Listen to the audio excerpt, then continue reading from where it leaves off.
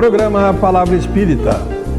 Apoio Cultural, Sociedade Espírita Estudo e Caridade Lar de Joaquina. Odontologia Lauda, o implante que se transforma em sorriso. Goods e Cook, Casa Criativa, agora juntas para lhe surpreender ainda mais. Sociedade Espírita Luz e Caridade.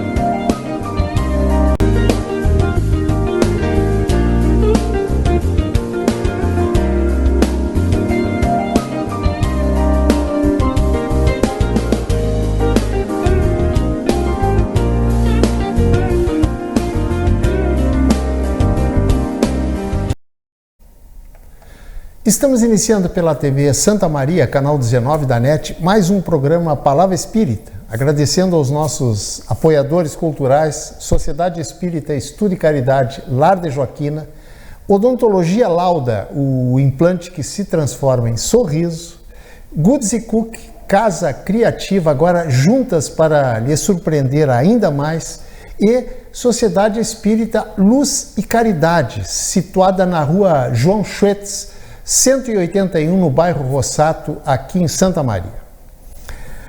Pois hoje eu vou falar sobre um tema não muito comum, aliás, muito controverso, inclusive no meio espírita. Nós, seres humanos, claro que não todos, né, mas em média, julgamos ter respostas para tudo. E muitas vezes respostas definitivas.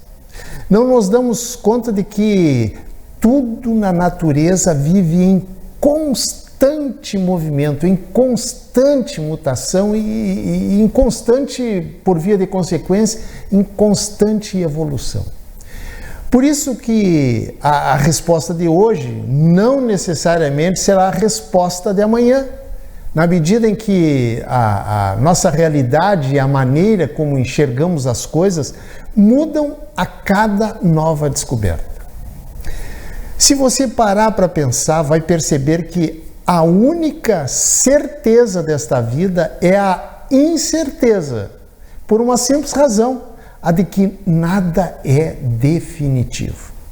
Apesar disso, não raro, pensamos ter respostas, como eu falei anteriormente, definitivas para quase tudo. Pois, calcado no nosso orgulho, julgamos-nos infalíveis e donos das verdades eternas. E aí que nos enganamos redondamente, pois sabemos um pouco mais sobre a vida da Terra, mas muito, muito, muito pouco ainda sobre a vida do Espírito. Ao longo da história da humanidade, muitos foram os homens e mulheres que, mesmo enfrentando a incompreensão, o ceticismo, o descrédito e até mesmo a humilhação, não desistiram daquilo em que acreditavam e foram em frente em busca de novas verdades a respeito de vários assuntos. E dentre esses desbravadores, alguns por profissão, outros por altruísmo ao longo dos tempos, dedicaram-se a estudar códigos, visando decifrar a comunicação entre quem envia e quem recebe. E se hoje conseguimos entender um pouco da história da humanidade, devemos muito a essas mulheres e a esses homens persistentes, inteligentes e corajosos, que não se abateram perante as dificuldades e foram em frente com a sua obstinação. E entre tantas descobertas revolucionárias, digamos assim, julgo talvez não a mais importante, mas uma das mais importantes, aquela estudada e decifrada em Paris por Allan Kardec, em meados do século XIX, quando percebeu que algo inteligente existia fora da sua dimensão e, portanto, invisível aos olhos humanos. Desnecessário seria dizer que o valor da descoberta foi tão grande quanto foi a reação das poderosas forças contrárias e céticas da época, principalmente as forças religiosas. E essa descoberta obedeceu à lei natural das coisas neste mundo de evolução e transformação, onde nada é estático, nem mesmo o rochedo ao longo dos milênios. Nada mais natural, portanto, que a comunicação entre os vivos e os chamados mortos iniciasse de maneira muito primitiva e rudimentar, como foram as primeiras comunicações entre os dois planos. Com o passar do tempo, porém, elas foram se aperfeiçoando e se disseminando por meio da psicografia e outras tantas formas que hoje são aceitas até com naturalidade, não só pelos espíritas, mas também por alguns homens de ciência com uma visão menos materialista e menos restrita, e até mesmo por pessoas de outras correntes religiosas desprendidas do fanatismo religioso que enclausura, que engessa e que cega. E como acontece em todas as ciências, em todas as descobertas, em todos os inventos, na comunicação entre os dois planos, o material e o espiritual, não poderia ser diferente. Pois chegaria o dia em que surgiriam novas formas, mais evoluídas, eu diria assim, da comunicação acontecer entre os dois mundos, o de lá e o de cá. E ao que parece, essa comunicação, ela já está acontecendo. Ainda é verdade, muito incipientemente, através de uma coisa chamada de transcomunicação instrumental, cuja sigla é TCI, que quer dizer comunicação através de equipamentos eletrônicos. Para quem não sabe, a transcomunicação instrumental, a TCI, é a possibilidade da comunicação entre os dois planos, através de alguns equipamentos eletrônicos, como, por exemplo, o rádio e a televisão. Inclusive, já existem livros escritos por pessoas estudiosas deste assunto no exterior, muitos, e também por brasileiros, sobre esse meio, esse novo meio de comunicação. Quem tiver interesse sobre esse assunto, recomendo o livro Transcomunicação Instrumental e um outro cujo título é Contatos Interdimensionais. Eu recomendo esses dois livros porque já li os dois. E quem quiser e tiver interesse no assunto, ainda que seja simplesmente por curiosidade, leia e tire as suas próprias conclusões. Você é livre, pelo menos para pensar. Eu sei que muitos espíritas não são adeptos para que se fale neste assunto. Aliás, um direito que assiste a quem pensa assim. Mas eu, respeitosamente, não vejo problema em trazê-lo para que cada um tire as suas próprias conclusões. Aliás, sobre esse assunto, e não poderia ser diferente, como toda modernidade que surge, principalmente entre aquelas pessoas com a mente meio, digamos, um pouco avessa à modernidade, a modernidade, sobre esse assunto chegou causando muita polêmica. Agora, não dentro do próprio movimento espírita, onde, repito, alguns com a mente um pouco mais fechada e de forma até, digamos, meio radical, não só rejeitam essa possibilidade, como têm uma enorme dificuldade sequer de aceitá-la como apenas uma possibilidade. Essas pessoas não se dão conta de que, com o desenvolvimento de todos os equipamentos eletrônicos descobertos e aperfeiçoados pelo homem, nada mais lógico do que aceitar a ideia de que um dia essa parafernália toda também pudesse ser usada para facilitar o intercâmbio entre o mundo visível que nós estamos vivendo e o mundo visível que nós estamos vivendo no presente e o mundo invisível que nós vamos viver no futuro. Se você não concorda, ok, sem problema, tudo bem, mas de uma coisa, porém, nós não podemos fugir. Não podemos fugir de quem? Da realidade. Aliás, a realidade é como o tempo, ou seja, mais cedo ou mais tarde, ainda que contra a nossa vontade, ela não só acontece, como passa por cima. Aliás, a realidade, muitas vezes, não passa por cima, ela simplesmente atropela. Não tem jeito. Porém, para quem encara a realidade com naturalidade, melhor, pois terá menos dificuldade de conviver com ela lado a lado.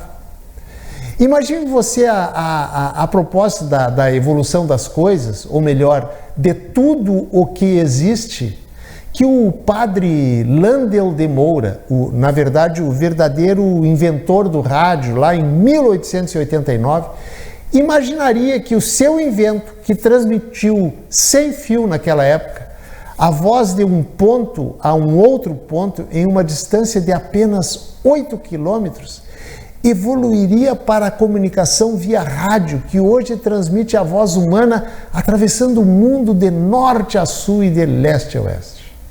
E mais, será que o padre Landel imaginou naquela época que o seu invento detonaria, seria o gatilho para que os astronautas do século XX se comunicariam da Lua com a Terra, usando essas mesmas ondas que um dia, lá no longínquo ano de 1889, ele tornou realidade? Gente, tudo evolui, nada permanece igual ao longo do tempo. Quer outro exemplo de evolução? Você sabe quem foi Carl Benz? K-A-R-L. Benz foi um cidadão alemão, lá no longínquo 1886, que colocou a rodar o primeiro carro movido a gasolina do mundo e que atingia, entre aspas, impressionante velocidade de 16 km por hora. Pois eu pergunto, será que ele, o Carl Benz, imaginou que em 2022 um carro de Fórmula 1 atingiria a velocidade de 320 km por hora? Gente, eu estou citando esses exemplos para dizer que tudo, absolutamente tudo evolui. Então, se tudo evolui, por que a comunicação entre o mundo dos vivos e o mundo dos chamados mortos não pode evoluir também?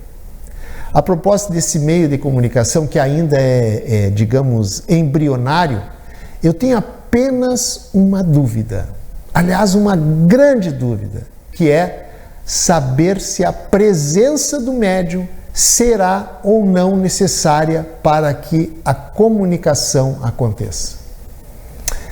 Este questionamento, sim, é, pelo menos para mim, o grande ponto de interrogação. Afora isso, para mim, nenhuma dúvida. Aliás, pelo contrário, só uma grande certeza, a de que possa estar se abrindo através da TCI para o desespero, digamos, dos incrédulos, um novo canal de intercâmbio entre o lado de cá e o lado de lá. Quem já viveu um pouco mais dessa vida e já assistiu, já viu acontecer tantas coisas consideradas impossíveis de acontecer, tantas descobertas, tantas invenções inimagináveis surgirem e que hoje fazem parte com naturalidade da vida das pessoas, não pode duvidar dessa nova forma de comunicação entre os vivos e os que nós chamamos de mortos.